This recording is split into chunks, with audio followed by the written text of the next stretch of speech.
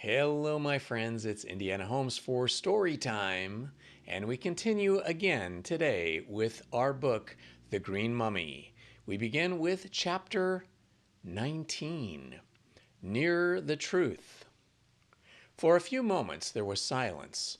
Lucy and Archie sat still, as they were too much surprised by Don Pedro's recognition of Captain Hervey as the Swedish sailor Vasa to move or to speak. But the professor did not seem to be greatly astonished, and the sole sound which broke the stillness was his sardonic chuckle. Perhaps the little man had progressed beyond the point of being surprised at anything, or, like Moliere's hero, was only surprised at finding virtue in unexpected places.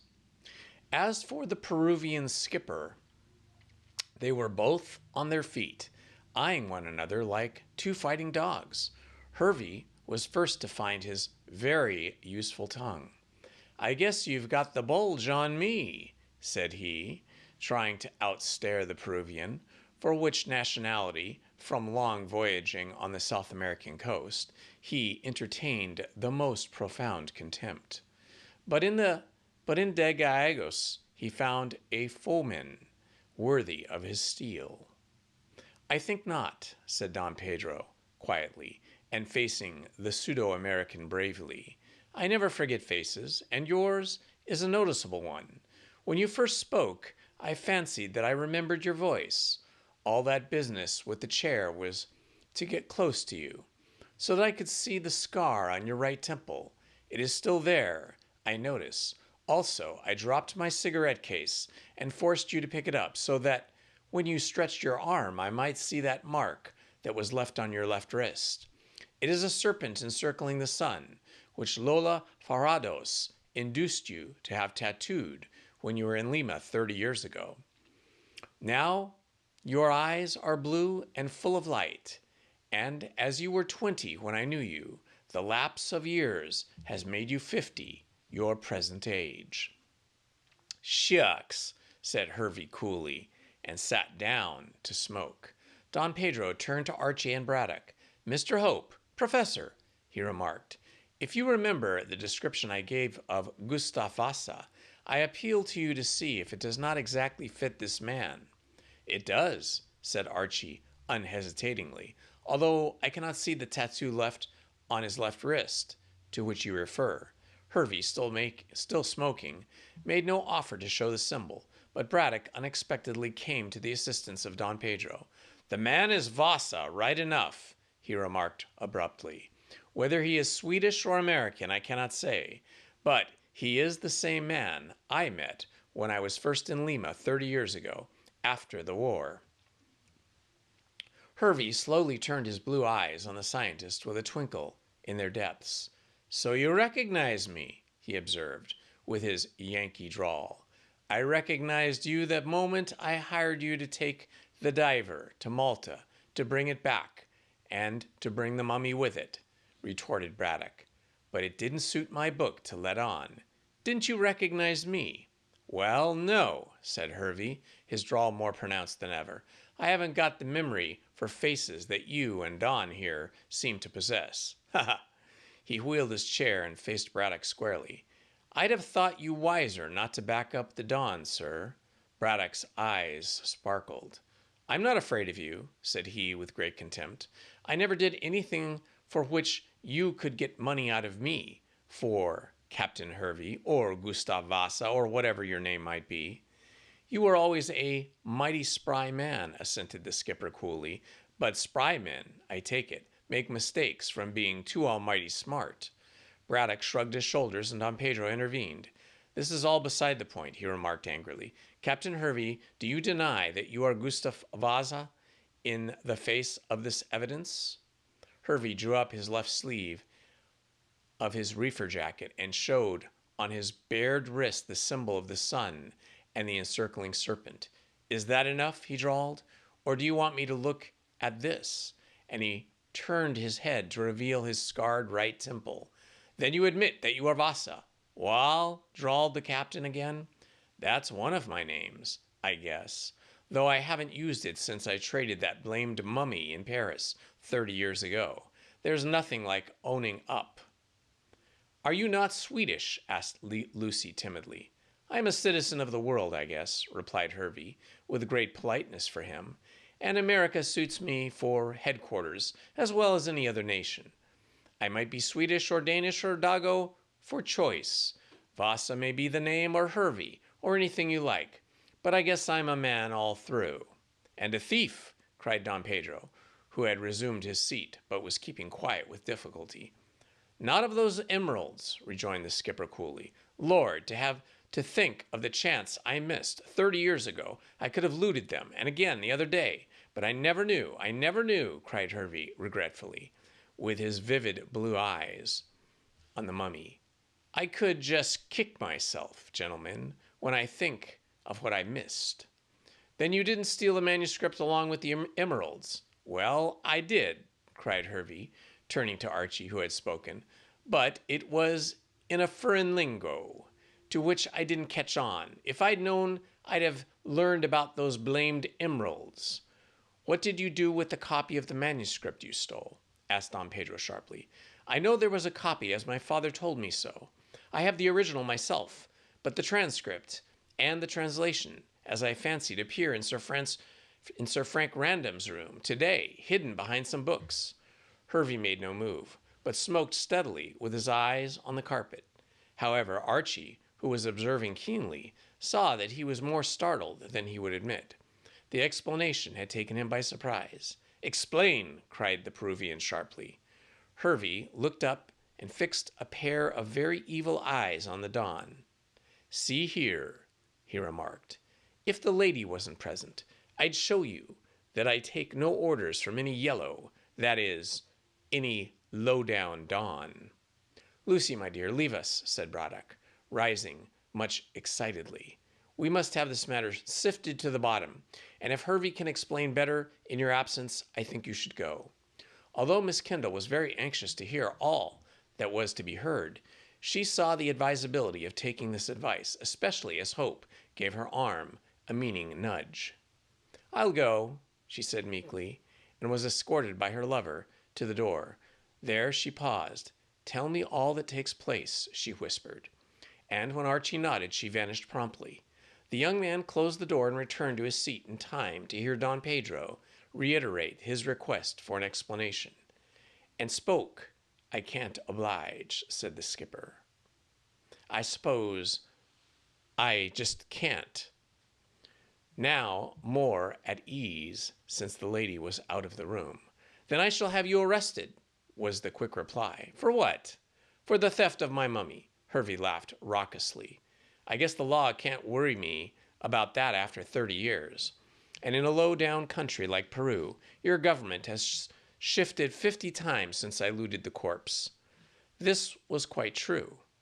And there was absolutely no chance of the skipper being brought to book. Don Pedro looked rather disconsolate, and his gaze dropped under the glare of Hervey's eyes, which seemed unfair, seeing that the Don was as good as the captain was evil. You can't expect me to condone the theft, he muttered. I reckon I don't expect anything, retorted Hervey coolly.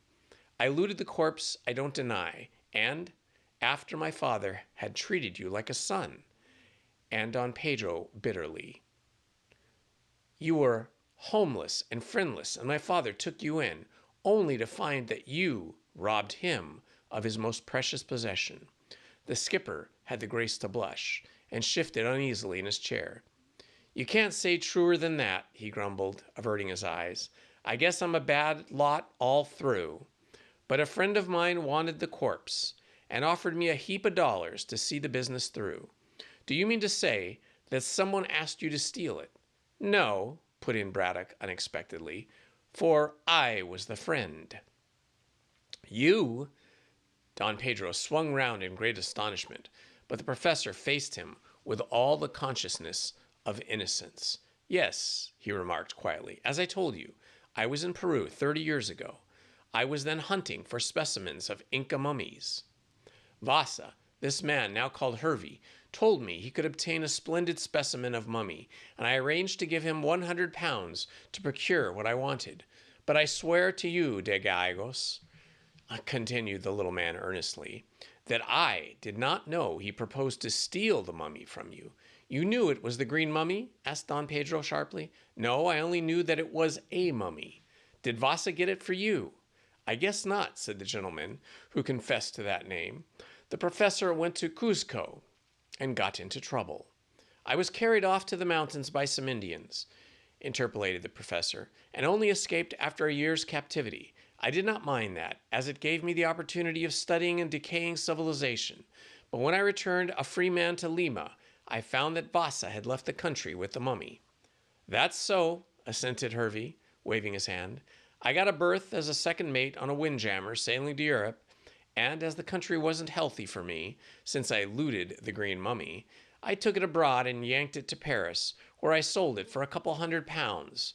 With that, I changed my name and had a high old time. I never heard of the blamed thing again, until the professor here turned up with Mr. Bolton at Pierside, asking me to bring it in to the diver from Malta. It was what you'd call a coincidence, I reckon, added Hervey lazily, but I did cry small when I heard the professor here had paid 900 for a thing I'd let slip for 200. Had I known of those infernal emeralds, I'd have ripped open the case on board and would have recouped myself. But I knew nothing, and Bolton never told me. How could he, asked Braddock quietly, when he did not know that any jewels were buried with the dead? I did not know either, and I've explained why I wanted the mummy, but it never struck me until I hear what you say now, that this mummy, he nodded towards the green case, was the one which you had stolen in Lima from de Gallegos. But you must do me the justice, Captain Hervey, to tell Don Pedro that I never countenanced the theft. No, you were square enough, I guess. The sin is on my own blessed shoulders, and I don't ask to have it shifted. What did you do with the copy of the manuscript? Asked Don Pedro. Hervey ruminated. I can't think, he mused. I found a screed of Latin along with the mummy when I looted it from the Lima house, but it dropped out of my mind as to what became of it. Probably I passed it along to the Paris man, and he sold it along with the corpse to the Maltese gent. But I tell you this, the copy was found in Sir Frank's room, insisted de Gallegos. How did it come to be there? Captain Hervey rose and took a turn, and down the room he walked up and down. When Cockatoo came in his way, he calmly kicked him aside.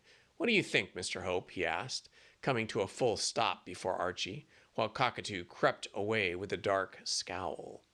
I don't know what to think, replied the young gentleman promptly, save that Mr. Frank, that is Sir Frank, is my very good friend, and that I take his word that he knows nothing of how this manuscript came to be hidden in the bookcase. Ha!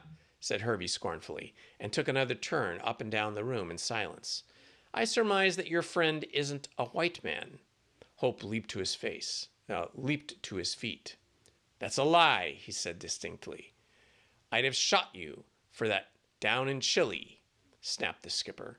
Possibly, retorted the artist dryly, but I happen to be handy with my revolver also. I say again that you lie. Random is not the man to commit such a foul crime. Then how did the manuscript get into his room? Questioned Hervey. He is trying to learn, and when he does, will come here to let us know, Captain Hervey. But I ask you on the grounds you accuse me.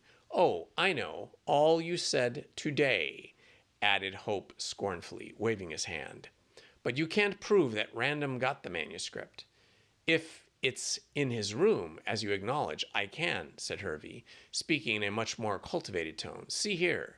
As I said before, the copy, that must have been passed along with the corpse to the Maltese man when I sold it. Well, then, the professor here bought the corpse and with it the manuscript. No, contradicted the little man, prodigiously excited. Bolton wrote to me full particulars of the mummy, but said nothing about any manuscript. Well, he wouldn't, replied Hervey calmly, seeing that he'd no Latin. He did know Latin, admitted Braddock uneasily. I taught him myself. But do you mean to say that he got the manuscript and read it and intended to keep the fact of the emerald secret? Hervey nodded 3 times and twisted his cheroot in his mouth. How else can you figure the business out? He demanded quietly, and with his eyes fixed on the excited professor. Bolton must have got that manuscript, as I can't remember what I did with it, save pass it along with the corpse. He, as you admit, doesn't tell you about it when he writes. Well then, I reckon he calculated getting the corpse to England and intended to steal the emeralds when safely ashore. But he could not have done that on the boat, said Archie quickly. I guess not, with me about, said Hervey coolly. I'd have spotted his game and would have howled for shares. You dare say that? Demanded De Gallegos fiercely. Keep your hair on. I dare say anything that comes to my darn mind. You bet. I'm not going to knuckle down to a yellow stomach. Out flew Don Gallegos' long arm, and Hervey slammed against the wall. He didn't slip his hand round his hip pocket with an ugly smile, but before he could use the revolver he produced, Hope dashed his arm, and the ball went through the ceiling. Lucy! Cried the young man, knowing that the drawing-room was overhead, and in a moment was out of the door, racing up the stairs at top speed. Some sense of shame seemed to overpower Hervey as he thought that he might have shot the girl, and he replaced the revolver in his pocket with a shrug. I climbed down and apologize, he said to Don Pedro, who bowed gravely. Hang you, sir. You might have shot my daughter, cried Braddock. The drawing-room, where she is sitting, is right overhead, and... As he spoke, the door opened, and Lucy came in on Archie's arm. She was pale with affright, but had sustained no damage. It seemed that the revolver bullet had passed through the floor some distance away from where she was sitting. I offer my humble apologies, miss, said the cowed Hervey. I'll break your neck, you ruffian, growled Hope, who looked and was dangerous. How dare you shoot here and... It's all right, interposed Lucy, not wishing to further trouble. I am all safe, but I shall remain here for the rest of your interview. Captain Hervey, as I am sure you will not shoot again here in the presence of a lady. No, miss, muttered the captain, and, when again invited by the angry professor to speak, resumed his discourse in low tones. Well, as I was saying, he remarked, sitting down with a dogged look, Bolton intended to clear with the emeralds, but I guess Sir Frank got ahead of him and packed him in that blamed case while he annexed the emeralds. He then took the manuscript, which he looted from Bolton's corpse, and hid it among his books, as you say, while he left the blamed mummy in the garden of the old lady you talk about. I guess that's what I say. It's all theory, said Don Pedro, in a vexed tone. And there isn't a word of truth in it, said Lucy indignantly, standing up to Frank Random. It ain't for me to contradict you, miss, said Hervey, who was still humble, but I ask you, if what I say ain't true, how did a copy of the manuscript come to be in the aristocrat's room? There was no reply made to this, although every one was present, save Hervey, believed in Random's innocence. No one could explain.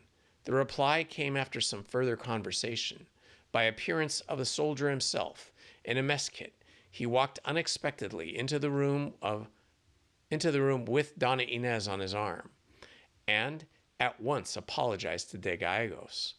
I called to see you at the inn, sir, he said, and as you were not there, I brought your daughter along with me to explain about the manuscript.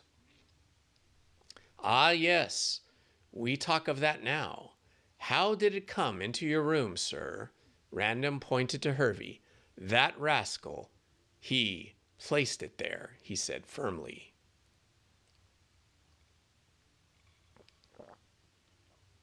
Chapter 20, The Letter. At this second insult, Archie quite expected to see the skipper again draw his revolver and shoot. He therefore jumped up rapidly to once more avert disaster, but perhaps the fiery American was awed by the presence of the second lady. since the men of the adventurous type are often shy when it comes to the fair sex at hand. For he meekly sat there. He was and did not even contradict. Don Pedro shook his hands with Sir Frank, and then Hervey smiled blandly. I see you don't believe in my theory, said he scoffingly. What theory is that? Asked Random hastily. Hervey declares that you murdered Bolton, stole the manuscript from him, and concealed it in your room, said Hervey succinctly. I can't suggest any other reason for its presence in the room, observed the American with a grim smile. If I'm wrong, perhaps this almighty aristocrat will correct me. Random was about to do so, and with some pardonable heat, when he was anticipated by Donna Inez. It has been mentioned before that this young lady was of the silent order, usually simply ornamented in any company in which she found herself without troubling to entertain with her tongue. But the accusation against the baronet, whom she apparently loved, changed her into a voluble virago. Brushing aside the little professor, who stood in her way, she launched herself forward and spoke at length. Hervey, cowering in the chair, thus met with an antagonistic against whom he had no armor. He could not use force. She dominated him with her eye, and when he ventured to open his mouth, his few feeble words were speedily drowned by the torrent of speech which flowed from the lips of the Peruvian lady. Everyone was astonished by this outburst, as though a dog had spoken. That hitherto silent Donna Inez de Gallegos should speak thus freely and with such power was quite a great miracle. You are a dog and a liar, said Donna Inez with great distinctness, and speaking English excellently. What you say against Sir Frank is madness and foolish talk. In Genoa, my father did not speak of the manuscript, nor did I. Who tell you this? How, then, could Sir Frank kill this poor man when he had no reason to slay him? For the emeralds, faltered Hervey weakly. For the emeralds, echoed the lady scornfully. Sir Frank is rich. He does not need to steal to have money. He is a gentleman who does not murder, as you have done.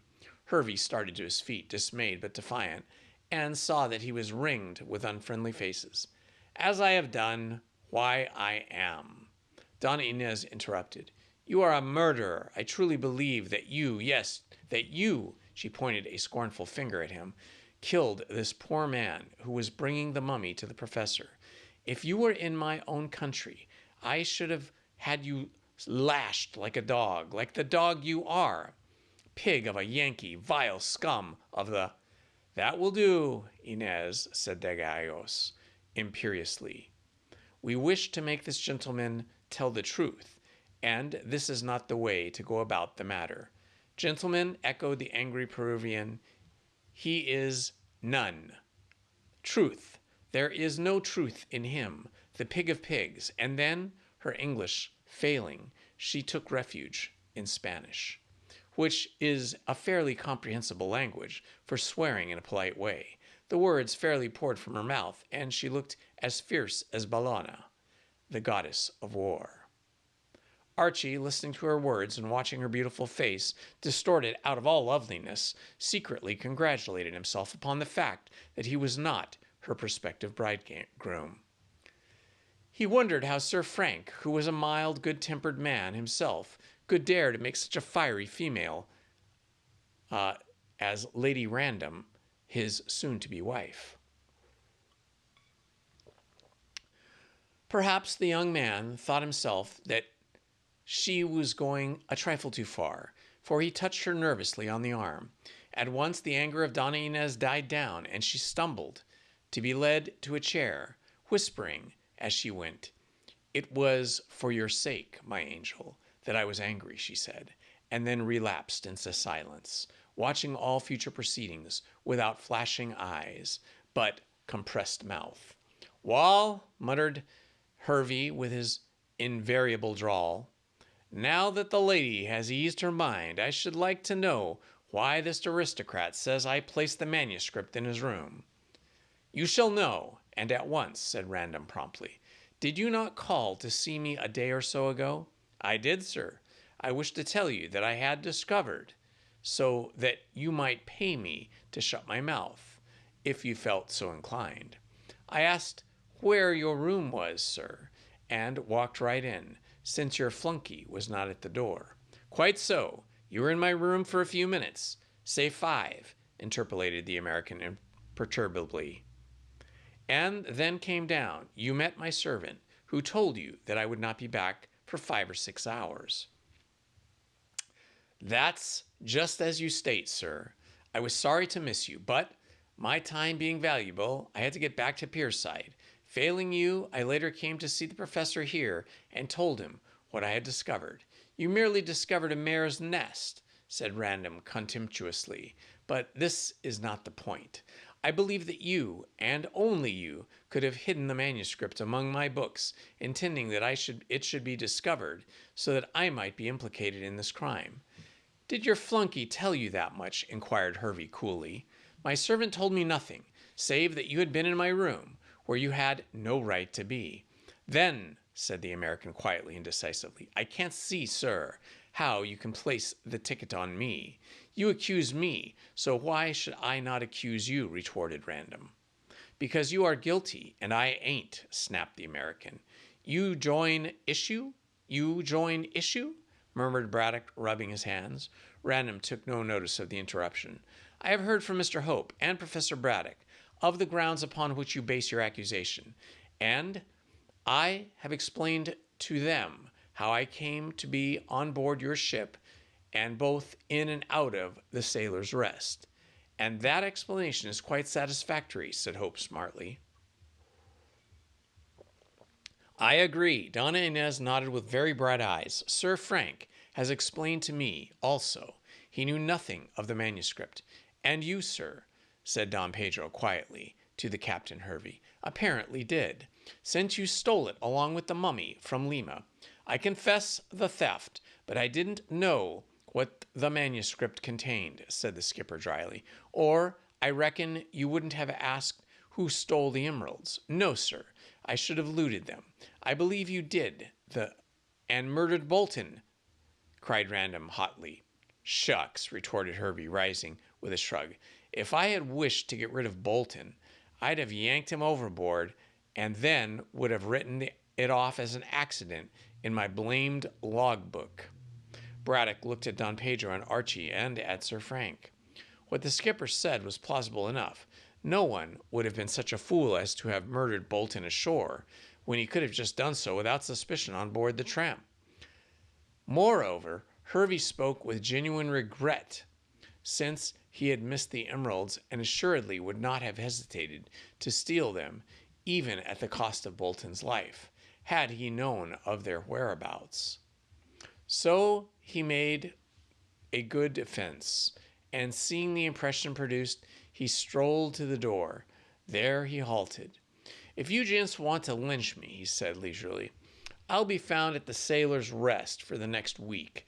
Then I'm going as skipper on the Firefly steamer, Port of London to Algiers. You can send the sheriff along whenever you choose, but I mean to have my picnic first, and tomorrow I'm going to Inspector Date with my yarn. Then I guess that almighty aristocrat will find himself in quod." "Wait a moment," cried Braddock, running to the door. "Let me talk to you and arrange what is best to be done." "If you will." He proceeded no further, for without vouchsafing him a reply, Hervey, now quite master of the situation, passed through the door, and the professor hastily followed him. Those who remained looked at one another, scarcely knowing what to say or how to act. "They will arrest thee, my angel," cried Donna Inez, clasping Random's arm. "Let them," retorted the young man defiantly. "They can prove nothing. With all my heart and soul, I believe Hervey to be the guilty person.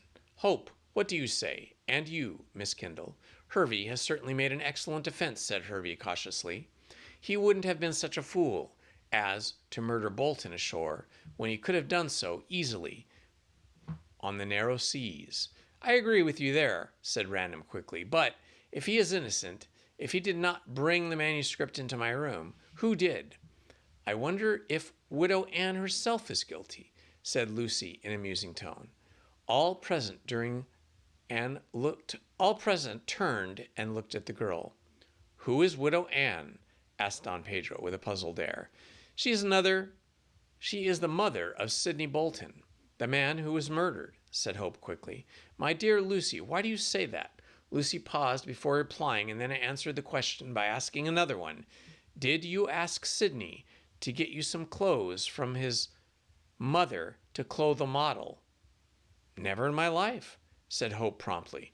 And as Lucy saw truly.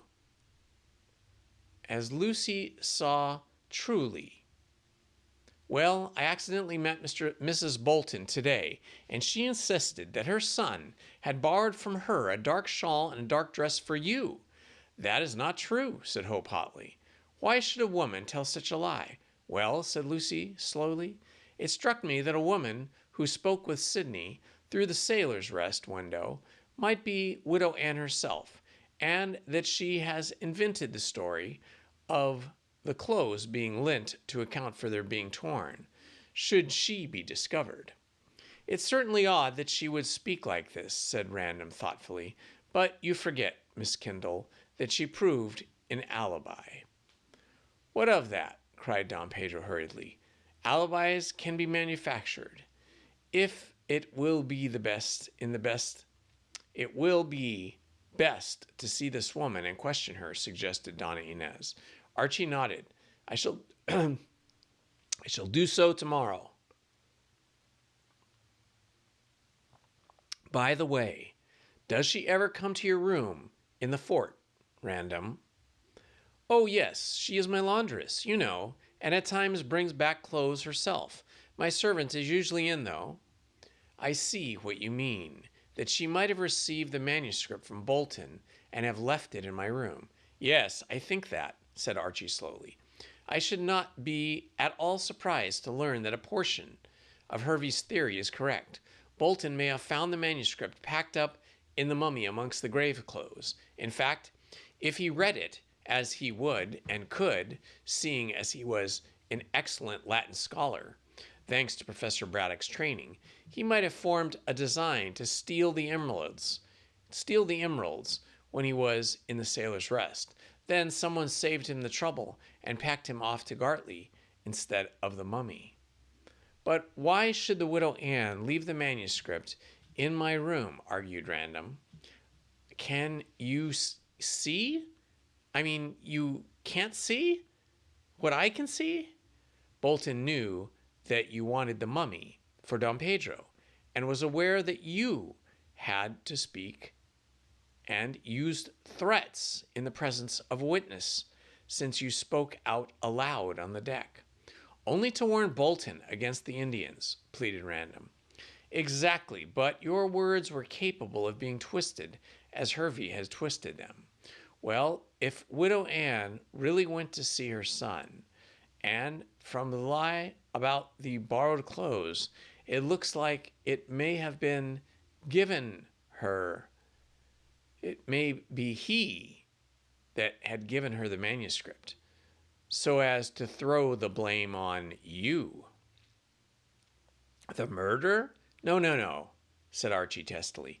Bolton did not expect to be murdered, but I really believe that he intended to fly, that is, to run, with the emeralds, and hoped that when the manuscript was found in your room, you would be accused. The idea was suggested to him, I believe, by your visit to the diver.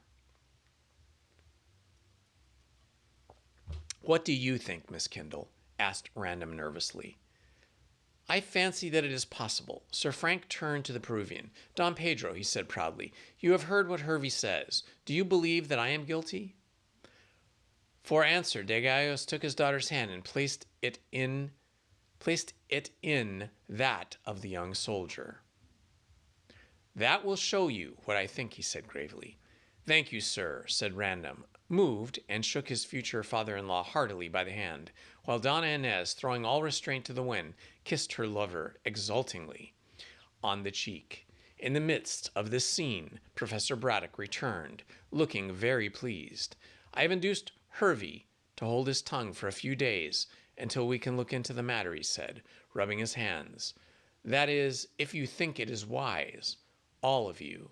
Otherwise, I am quite willing to go myself tomorrow and tell the police.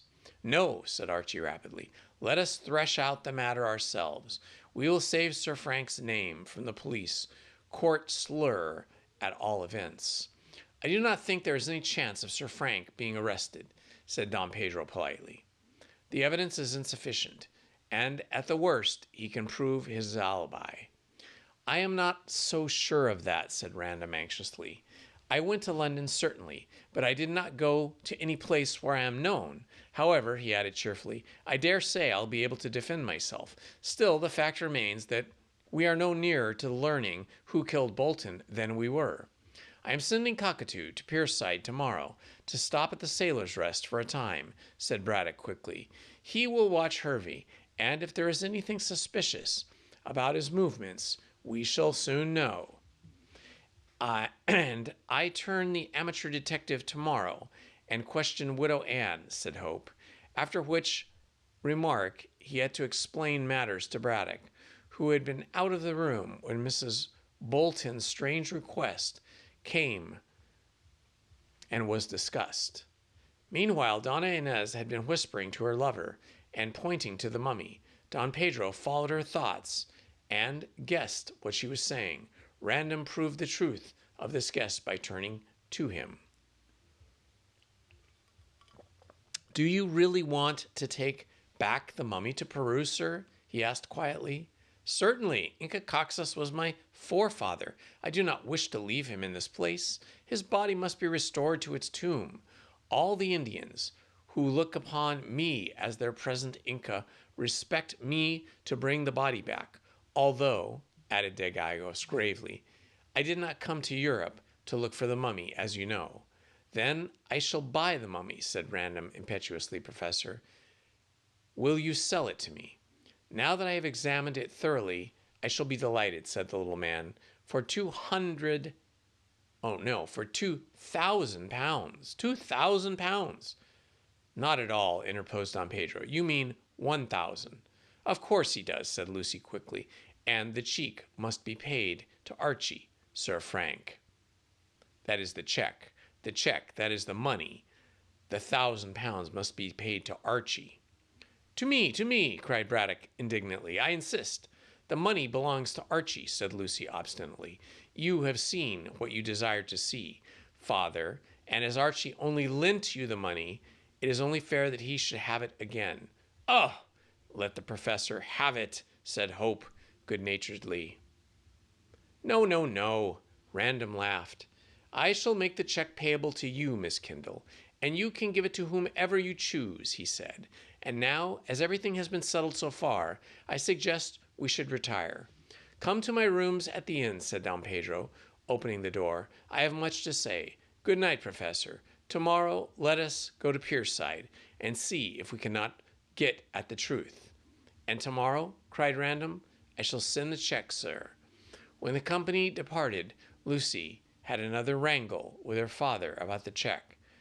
As Archie had gone away, she could not speak freely and pointed out that he was enjoying her mother's income and was about to marry Mrs. Jasser, who was rich. Therefore, argued Lucy, you certainly do not want to keep poor Archie's money. He paid me that sum on condition that I consented to the wedding. He did nothing of the sort, she cried indignantly. I am not going to be bought and sold in this manner. Archie lent you the money, and it must be returned. Don't force me to think you selfish, father. The upshot of the argument was that Lucy got her own way, and the professor rather unwillingly agreed to part with the mummy and restore the 1,000 pounds. But he regretted doing so, as he wished to get all the money he could to go towards his proposed Egyptian expedition. And Mrs. Jasser's fortune, as he assured his stepdaughter, was not so large as it might be thought. However, Lucy overruled him and retired to bed, congratulating herself that she would soon be able to marry Hope. She was beginning to grow a trifle weary of the professor's selfish nature, and wondered how her mother had put up with it for so long. Next day, Braddock did not go to Don Pedro's at Pierside, as he was very busy in his museum. The Peruvian went along, and Archie, after a morning's walk and some work with his easel, sought out Widow Anne to ask questions. Lucy and Donna Inez paid an afternoon visit to Mrs. Jasser and found her in bed, as she had caught a mild sort of influenza. They expected to find Sir Frank here, but it seemed that he had not called. Thinking that he was detained by the military business, the girls thought nothing more of this absence, although Donna Inez was somewhat downcast. But Random was detained in his quarters by the letter which had arrived by midday post, and which surprised him not even a little. The postmark was London. The writing, evidently a disguised hand, was almost illegible in its crudeness. The contents ran as follows, and will be noticed that there is neither date nor address on this letter that was written in the third person. And it goes like this. If Sir Frank Random wants his character to be cleared and all suspicion of murder to be removed of him, he can be completely exonerated by this writer. If he will pay the same £5,000, if Sir Frank Random is willing to do this, let him appoint a meeting place in London, and the writer will send a messenger to receive the money and to hand it over the proofs, which were clear Sir Frank Random. If Sir Frank Random plays the writer false or communicates with police, proofs will be forthcoming, which will prove him to be guilty of Sidney Bolton's death, and which will bring him to the scaffold without any chance of escape. A couple of lines in the agony column of the Daily Telegraph signed artillery and appointing a meeting will suffice. But beware of treacheries. Treachery. Beware of traitors' actions. All right, my friends, that is another couple of chapters more in the books for us today. I'm going to end this here, and we will continue in another day. This has been Indiana Homes for Storytime. Love to you all, and have a good evening. Bye-bye. Please hit the like button, subscribe, and hit the notifications button. Thank you very much.